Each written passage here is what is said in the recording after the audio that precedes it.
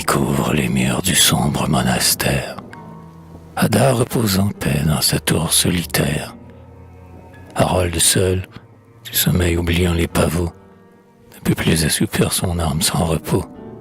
Et, frappant les parvis de son pas monotone, s'égare, et, se guidant de colonne en colonne, aux mourantes clartés de la lampe des morts, dans le temple désert se traîne avec effort.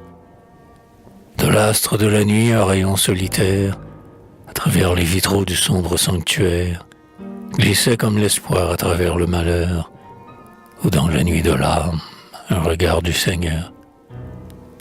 À sa lueur pieuse, Harold ému contemple les noms des morts brisés sur les pavés du temple, des martyrs et des saints, les bustes insultés, une trace récente encore ensanglantée.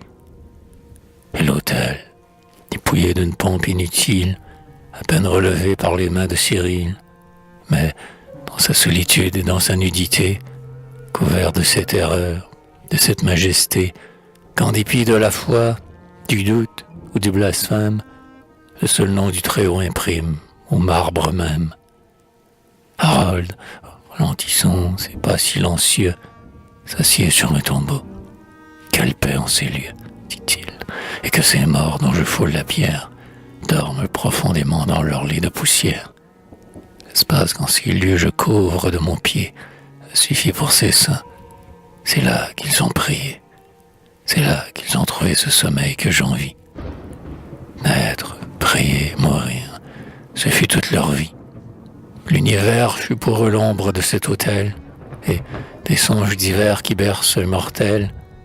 Science, ambition, gloire, amour, vertu, crime, ils n'en ont eu qu'un seul, mais il était sublime.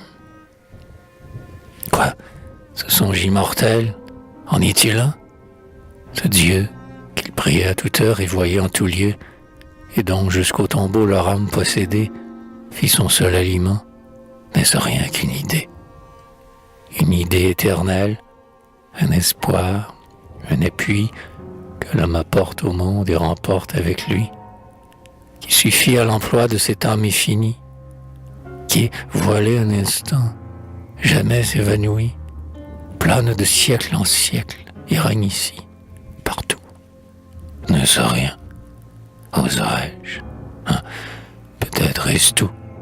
Peut-être que, seul but de tout ce qui respire, tout ce qui n'est pas lui n'est rien, n'est qu'un délire. De rochers ici-bas nous changeons tour à tour, la mort n'a qu'une fleur, le plaisir n'a qu'un jour. La coupe du savoir sous nos lèvres s'épuise, l'ambitieux conquiert un sceptre et puis le brise. La gloire est un flambeau sur un cercueil jeté et qui brûle toujours la main qui l'a porté. Mais celui qui, brûlant par la beauté suprême, de ses désirs sacrés se consume lui-même, ne sent jamais tarir ses songes dans son sein. Ce qu'il rêvait hier, il le rêve demain, et l'espoir qu'il emporte au moment qu'il succombe, comme le fer du brave, est scellé dans sa tombe. Vain mortel, qui de nous ou de lui s'est lassé?